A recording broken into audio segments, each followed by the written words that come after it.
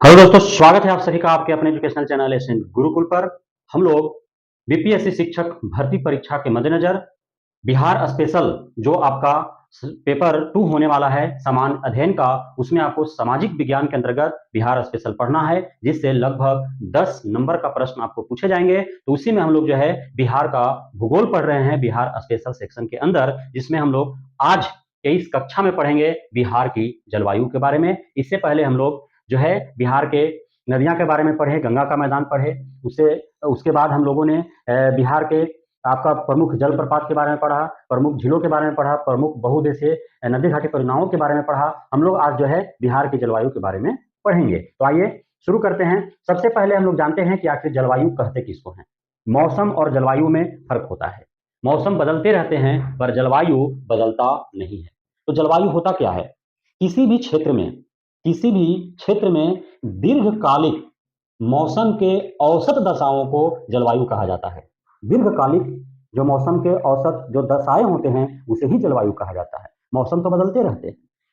तो बिहार का जलवायु कैसा है आखिर? तो बिहार का जलवायु जो है वह है आपका उपोष्ण उपोष्ण कटिबंधीय जलवायु है। कैसा जलवायु है? उपोष्ण कटिबंधीय जलवायु है और इसे मानसूनी जलवायु भी कहा जाता है। तो आइए हम लोग समझते हैं कि आखिर बिहार के जलवायु को उपोष्ण कटिबंधीय जलवायु क्यों कहा जाता है।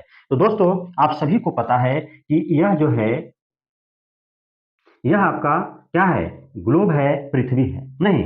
और इसे बीचों बीच जो काटने वाली काल्पनिक रेखा है इसे हम लोग कहते हैं विषुवतीय रेखा। क्या कहते हैं इसको? इसको कहते हैं हम लोग विषुवत रेखा। क्या कहते हैं? विषुवत रेखा कहते हैं। और यह जो है 0 डिग्री जो है अक्षांश रेखा है। कितना है? 0 डिग्री अक्षांश रेखा है। इसे हम लोग उत्तर की ओर यदि बढ़ते हैं तो यहाँ पे जो है आपका उत्तर की ओर यह जो है 23.5 डिग्री जो है कर्क रेखा इसको बोला जाता है। क्या बोला जाता है? कर्क रेखा। और दक्षिण की ओर जो है उसी प्रकार से 23.5 डिग्री दक्षिण की ओर जो है यह मकर रेखा कहा जाता है। क्या कहा जाता है? मकर रेखा कहा जाता है। इसके ऊपर हम लोग बढ़ेंगे तो यहाँ पे जो है 45 डिग्री का एक 45 डिग्री अक्षांश होता है। उसके बाद जो है 66.5 डिग्री अक्षांश होता है ना। तो बिहार का जो स्थिति है बिहार का, वह आप सबसे पहले हम लोग यहाँ पे जानेंगे भारत की स्थिति। तो भारत जो है आपका, आपको पता है कि कर्क रेखा जो है वो भारत के बीचों बीच गुजरता है। कर्क रेखा जो है वो भारत के बीचों बीच गुजरता है और जो है बिहार जो है वह जो है यहाँ पे ऐसे लगता है ना। बिहार जो है यहाँ पे लगता है। और आपको पता है बिहार के बारे में जो अक्षांशीय जो विस्तार बिहार का हमने आपको पढ़ाया था अक्षांशीय विस्तार, उसमें हम लोगों ने जाना था कि बिहार का जो अक्षांशीय विस्तार है वह है 23 डिग्री आपका उत्तरी से 23 डिग्री उत्तरी से 27 डिग्री उत्तरी तक जो है बिहार का अक्षांशीय स्थिति है, अक्षांशीय विस्तार है। तो इस प्रकार जो है इसे अब देखिए यह जो है यह जो क्षेत्र है यह क्या है? उष्णकटिबंधीय क्षेत्र है, क्योंकि यहाँ पे जो है सूर्य की किरणें जो है वह लंबवत पड़ती है, जिसके कारण यहाँ पे गर्मी ज्यादा होता है और इसलिए इसको उष्णकटिबंधीय क्षेत्र कहा जाता है ना। और इसे जो है उपोष्ण कटिबंधीय क्षेत्र कहा जाता है। 23.5 डिग्री से आपको 45 डिग्री तक के बीच का जो क्षेत्र है यह क्षेत्र आपका उपोष्ण कटिबंधीय क्षेत्र कहा जाता है। और बिहार जो है वह इसी उपोष्ण कटिबंधीय क्षेत्र के अंतर्गत आता है, इसलिए इसे उपोष्ण कटिबंधीय जलवायु के अंतर्गत रखा गया है ना। उसके बाद जो है आपका यहाँ पे जो है आपका क्या है? वहां पे आपका शीतोष्ण शीतोष्ण कटिबंध जो है आपका, उसके बाद जो है 66.5 डिग्री तक शीतोष्ण कटिबंध होता है और उसके बाद जो है ये शीत कटिबंध के अंतर्गत आता है। तो ये आपका जो है इन अलग अलग जो है भागों में बांटा गया है। इसी प्रकार जो है बिहार को कहाँ रखा गया है? तो उपोष्ण कटिबंधीय क्षेत्र के अंतर्गत रखा गया है, क्योंकि यहाँ पे हमने आपको बताया कि 23.5 डिग्री तक जो है वह उष्ण कटिबंधीय क्षेत्र है, 23.5 से 45 तक जो है वह उपोष्ण कटिबंधीय क्षेत्र है, 45 के बाद 66.5 तक जो है वह शीतोष्ण कटिबंधीय क्षेत्र है और उसके ऊपर जो है वह शीत कटिबंधीय क्षेत्र है। और बिहार का अक्षांशीय विस्तार हमने जब बताया था आपको, है ना, तो उस समय जो है हमने आपको बताया था कि बिहार का अक्षांशीय विस्तार जो है वो 23 डिग्री उत्तरी अक्षांश से लेकर के 27 डिग्री उत्तरी अक्षांश तक है। कहाँ? 27 डिग्री उत्तरी अक्षांश से 27 डिग्री उत्तरी अक्षांश तक है। इस प्रकार आप देख पा रहे हैं कि 23.5 डिग्री से 45 डिग्री के बीच में जो है बिहार आ रहा है, इसीलिए जो है यह उपोष्ण कटिबंधीय क्षेत्र के अंतर्गत आएगा, है ना। तो इस प्रकार आप लोग समझ गए कि उपोष्णकटिबंधीय क्षेत्र के अंतर्गत क्यों रखा गया है और क्यों उपोष्णकटिबंधीय जलवायु इसे कहा जाता है। मानसूनी जलवायु क्यों कहा जाता है? क्योंकि बिहार पर जो है मानसून का प्रभाव बहुत ज्यादा इस पे रहता है। यहाँ पे जो है जो वर्षा होती है वह मानसून के कारण ही होता है। और हमारे यहाँ बिहार में जो है अभी वर्तमान में सिंचाई का साधन उपलब्ध हो गए हैं, लेकिन फिर भी जो है काफी हद तक हमारे यहाँ का कृषि जो है, बिहार का जो कृषि है वह मानसून पर ही निर्भर करता है, इसलिए इसे मानसूनी जलवायु भी कहा जाता है। बिहार के जलवायु को मानसूनी जलवायु भी कहा जाता है ना। अब जो है होता क्या है कि अब हम लोग जो है थोड़ा बिहार के नक्शे पर आते हैं और यहाँ से जो है कुछ बातों को समझने का प्रयास करते हैं, है ना। बिहार का नक्शा जो है इस प्रकार से है ना। और हम लोग जो है आते हैं बिहार के नक्शा पर, है ना। ये आपका लगभग जो है इस तरह से जो है बिहार है, घोड़े के आकार का आयताकार जो है ना।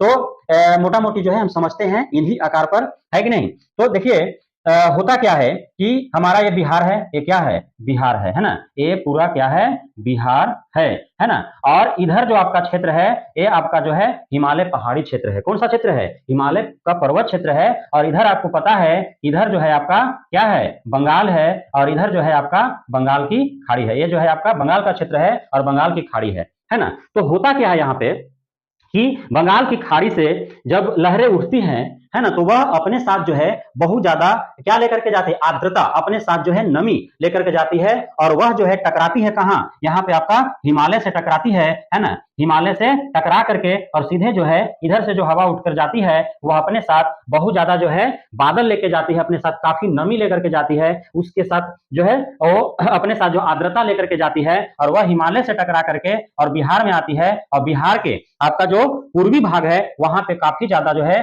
झमझम झमझम बारिश करा देती है ना। झमझम झमझम बारिश करा देती है। इस प्रकार जो है बिहार में वर्षा होता है। इस प्रकार जो है बिहार में क्या होता है, वर्षा होता है। और आप समझ पा रहे हैं कि यहाँ से जब उठती है लहरें और हिमालय से टकरा करके जब आती है बिहार में, तो यहाँ पे जहाँ पे जो है नजदीक रहेगा वहीं पे न ज्यादा वर्षा होगा। और यह जब ये फैलता है जब चारों तरफ, तो यह इसका जो वर्षा का जो मात्रा है वह कम होते जाता है। क्या होता है, वर्षा का मात्रा जो है वो कम होते जाता है ना। इसी प्रकार जो है आप देख पा रहे हो कि मई जून में जो है काफी कभी कभार जो है काफी बहुत ज्यादा वर्षा हो जाता है। आप नवंबर के महीना में भी देखते होंगे कि बहुत ज्यादा वर्षा हो जाता है। तो क्यों हो जाता है आखिर, यही जो है लहरें जब उठती हैं तो वह जो है वर्षा करा देती है। इसका प्रभाव जो है उस समय जो है चक्रवात जब मई जून में चलता है तो उससे भी जो है बिहार में वर्षा हो जाता है ना। मई जून के महीना में, अक्टूबर नवंबर के महीने में भी जब चक्रवात उठता है बंगाल में तो उससे भी वर्षा जो है हो जाता है, जिसका प्रभाव जो है बिहार के जलवायु पर पड़ता है ना।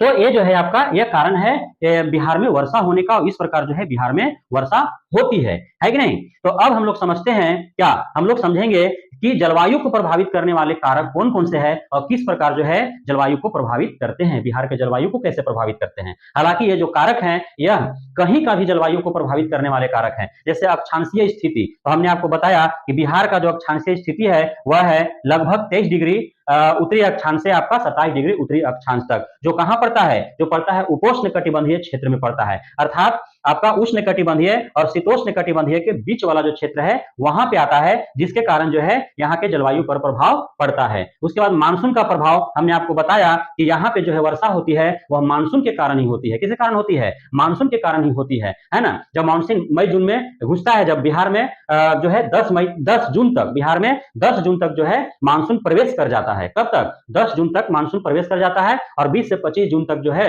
वो लगभग पूरे बिहार में जो है वो फैल जाता है। तो बिहार में मानसून का प्रवेश करता है आपका 10 जून तक, है ना। और लगभग 20-25 अंतिम जून तक जो है वह पूरे बिहार में फैल जाता है, जिसके कारण जो है वर्षा होती है। फिर बरसात का मौसम होता है और हमारे यहाँ धान की फसलें होती हैं, है ना। आपका खरीफ फसलें जो है उत्पादन किया जाता है। तो मानसून का प्रभाव भी जो है पड़ता है कहाँ, जलवायु के ऊपर। उसके बाद समुद्र तल से दूरी, है ना। आप देख पा रहे हैं यहाँ पे हमने बताया आपको ये बंगाल की खाड़ी है अर्थात समुद्र है ना। और वहां से आपका सबसे पहले जो है वर्षा यहाँ पे आपका हिमालय से टकराया, हिमालय से जो नजदीक पड़ेगा, है ना। यहाँ से कितना दूरी पर है, अब मान लीजिए कि बिहार है, अब बिहार उसके बाद इधर जो है आपका दूसरे राज्य हैं, है ना, मध्य प्रदेश है, राजस्थान है ना, छत्तीसगढ़ है, दूसरे राज्य जो हैं, है ना, उत्तराखंड है, यूपी है, तो वहां तक जाने में तो जो है समय लगेगा ही। तो पहले आपका बारिश कहाँ होगा, बंगाल की खाड़ी से जब उठेगा लहर तो वहां से टकरा करके पहले कहाँ घुसेगा, तो पहले बिहार में घुसेगा, उसके बाद ना इसके जो पड़ोसी राज्य है उसमें जाएगा। तो ये प्रभाव तो पड़ता है ना, आपका समुद्र तल से कितना दूरी है उसका भी प्रभाव पड़ता है वहां के जलवायु पर। आप जो है देखते हैं राजस्थान का क्षेत्र जो है एकदम शुष्क होता है, नहीं, मध्य प्रदेश का इलाका जो है वहां पे वो बीच में पड़ जाते हैं, दोनों तरफ से जो है काफी दूरी हो जाता है समुद्र से, तो वहां पे जो है वर्षा कम होने का आखिर मुख्य रीजन यही है ना। उसके बाद उच्चावच है, उच्चावच के बारे में हमने पहले ही कक्षाओं में पढ़ा दिया है आपको कि जो है जिस प्रकार भारत के भूगोल में आपने उच्चावच के बारे में पढ़ा, पर्वत, पठार, मैदान, उसी प्रकार बिहार में भी आपका इधर का जो क्षेत्र है वो पर्वतीय क्षेत्र है। कौन सा क्षेत्र है, यहाँ पे जो है हिमालय का जो दक्षिणी श्रेणी है, शिवालिका जो है पश्चिमी चंपारण से टच करता है। उसके बाद हमने आपको बताया था कि गंगा का मैदान पूरा हमने आपको बताया है कि ये पूरा गंगा का मैदान है। उसके बाद दक्षिण के पठार का जो है यहाँ पे कुछ हिस्सा जो है आपका कैमूर, रोहतास, औरंगाबाद, गया, नवादा, मुंगेर, जमुई के साइड में जो है मिलता है ना। तो इस प्रकार जो है उच्चावच का भी प्रभाव पड़ता है, कहीं पे वर्षा ज्यादा कहीं पे कम होता है, नहीं तो जलवायु पर उच्चावच का भी प्रभाव पड़ता है, कहीं शुष्क है, कहीं आर्द्र जलवायु है ना। ये देखते हैं ना आप कि उत्तरी बिहार में जो है वह क्या होता है, बाढ़ आ जाता है, वहीं दक्षिणी बिहार में जो है वो सूखा पड़ जाता है। इस प्रकार जलवायु का प्रभाव जो है उच्चावच का पड़ता है।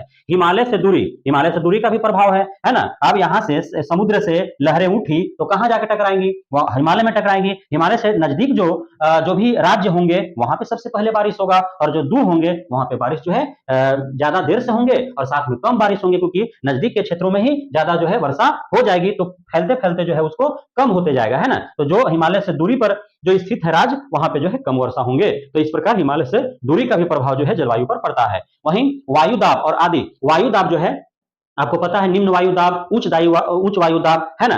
जब आपका मैदानी क्षेत्र में जो है वहां पे क्या होता है, निम्न वायु दाब होता है, वहां पे जो है गर्म हवाएं चलती है, जिसके कारण जो है क्या होता है वहां का हवा गर्म होकर के और वो क्या हल्का हो जाता है ना, तो वहां पे निम्न वायु दाब उत्पन्न होता है। वहीं जो है समुद्र के क्षेत्र में क्या होता है, वहां पे वायु में जो है आर्द्रता होता है ना, तो इससे वायु दाब जो है उसका अधिक होता है ना, और वह जो है वो मैदान की ओर आता है, मैदान की ओर जो है समुद्र से जो लहरें उठती है अपने आर्द्रता लेकर के, तो वह जो है उच्च वायु दाब होता है, और वह जो है मैदानी क्षेत्र में वहां से उठता है और वहां जो है अब क्या कराता है, वहां बारिश कराता है। इस प्रकार वायु दाब का भी प्रभाव जो है वह जलवायु पर पड़ता है। तो ये सारे प्रभावित करने वाले, जलवायु को प्रभावित करने वाले कारक हैं, जिससे हम लोग बहुत ही आसानी से और बेहतर ढंग से हमने समझने का प्रयास किया, है ना। अब हम लोग समझते हैं कि बिहार की जलवायु का वर्गीकरण किस पर आधार पर किया गया है, कौन किए हैं और कितने क्षेत्रों में किए हैं, उसके लिए क्या संकेतक का प्रयोग किया गया है ना। तो तीन मुख्य रूप से जो है तीन हमारे जलवायु वेता हैं जिन्होंने बिहार के जलवायु क्षेत्र का जो है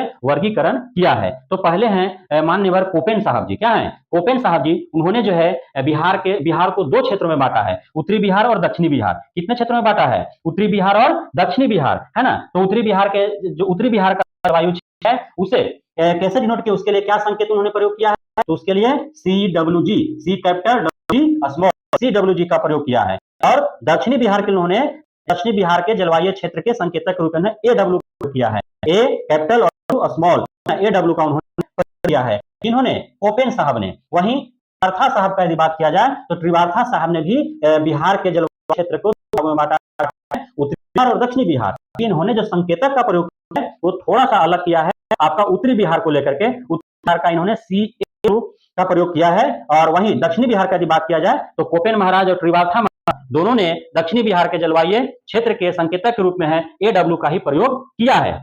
वहीं आगे जो है तीसरे जो जलवायु वेता है मान्यवर थॉर्नथ्वेट साहब, कौन, थॉर्नथ्वेट साहब, इन्होंने अपना क्या थॉट दिया है, थॉर्नथ्वेट ने क्या थॉट दिया, तो उन्होंने जो है ही थॉट दिया। उनका कहना है कि यह जो क्षेत्र है यह क्षेत्र है, यह क्षेत्र अलग है, इसको उत्तरी पश्चिमी संकेतक क्षेत्र कह दिया इन्होंने, है ना। क्यों, क्योंकि यह जो है हिमालय से काफी लगा हुआ है ना, हिमालय का जो दक्षिणी श्रेणी जो है शिवालिका यहाँ टच करता है, इसलिए ये अलग हो गए, और बाकी पूरा बिहार को इन्होंने अलग कर दिया, है ना। तो इस प्रकार दो भाग में ही बांटा, लेकिन उत्तरी पश्चिमी क्षेत्र अलग और पूरा बिहार को उन्होंने बिहार का अधिकांश क्षेत्र के रूप में बांट दिया। और उत्तरी पश्चिमी उत्तरी उत्तरी पश्चिमी जो क्षेत्र हैं उसके उन्होंने कौन सा संकेतक प्रयोग किया? तो C W C B W, C B, C capital B capital और डब्ल्यू का प्रयोग किया। वहीं ये जो बड़ा क्षेत्र जो है वो अन्य क्षेत्रों के लिए क्या प्रयोग किया? तो C A W, C capital A capital और डब्ल्यू स्मॉल जलवायु क्षेत्र, है ना। इस प्रकार जो है कोपेन साहब, त्रिवार्था साहब, थॉर्नथवेट साहब का मुख्य रूप से जो है बिहार का हम लोग जब भूगोल पढ़ते हैं जलवायु क्षेत्र,